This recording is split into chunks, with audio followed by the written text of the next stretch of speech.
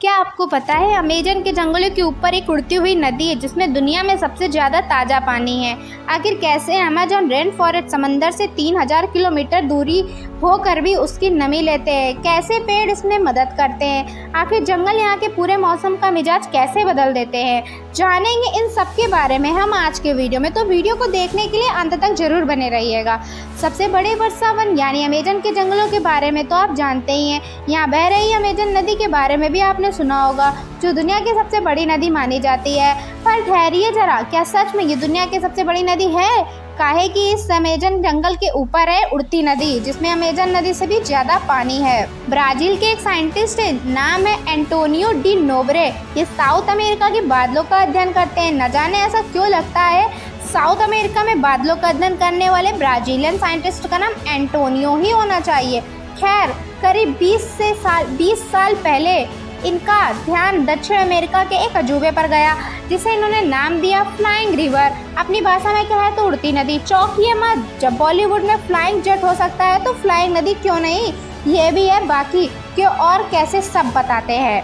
बचपन में जल चक्र के बारे में हम सब ने पढ़ा है। पानी की बाल्टी छत में रखी रहती है, प्यासा कौवा आता है, उसमें पत्थर डालता है। अरे कौवे वाली दूसरी कहानी है।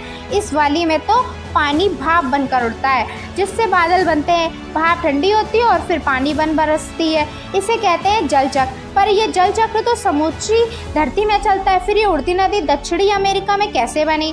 इसके लिए पहले समझते हैं, या कुछ हवाएं एक ही दिशा में चलती हैं? हमारी धरती घूम रही है, साथ में घूम रहा है हमारा वायुमंडल, लेकिन हवा पत्थर की तो नहीं है कि घूमते समय हिलने डुलने लगे। न ऐसे में वायुमंडल में हवा के तमाम पैटर्न देखने को मिलते हैं। कहीं हवाएं पश्चिम से पूरब की तरफ चलती हैं, जैसे वेस्टर्ली, तो कहीं पूरब से पश्चिम की तरफ, जैसे ट्रेड विंड्स। इनका नाम ट्रेड विंड्स इसलिए पड़ा क्योंकि यूरोप वगैरह के व्यापारी इन्हीं की मदद से समुद्री यात्रा करते थे, भारत वगैरह से व्यापार कर पाते थे। नीचे चस्पा फोटो से आप इनकी दशा दिशा समझिए, फिर आगे बात करते हैं। एक बात और बताते चलें कि ये हवाएं हमेशा एक ही दिशा में चलती रहती हैं।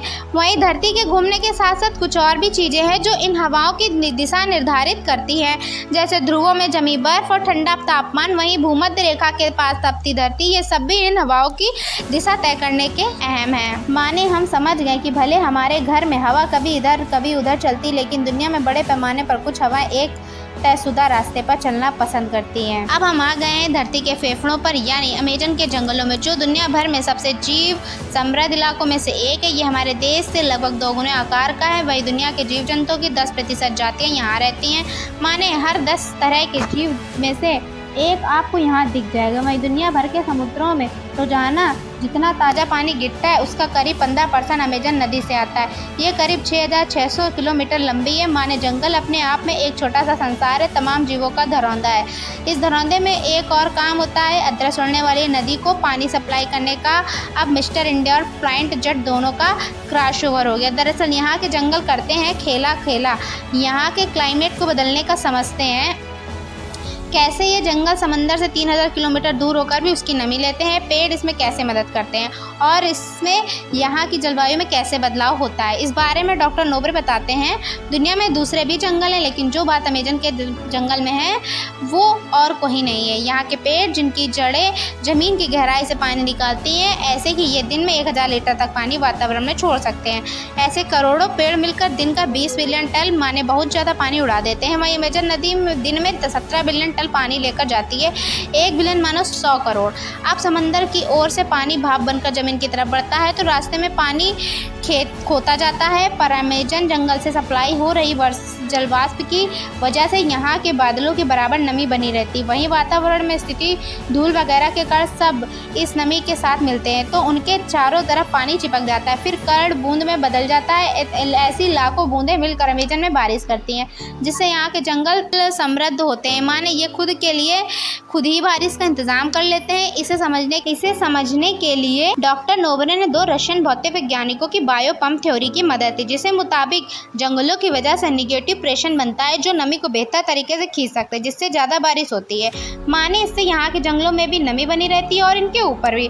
अब जैसा हमने आपको बताया कि कुछ हवाएं एक तय दिशा में चलती हैं, अब हवा जिस दिशा में चलती है उसी दिशा में इसकी नमी और बदलती चलती है।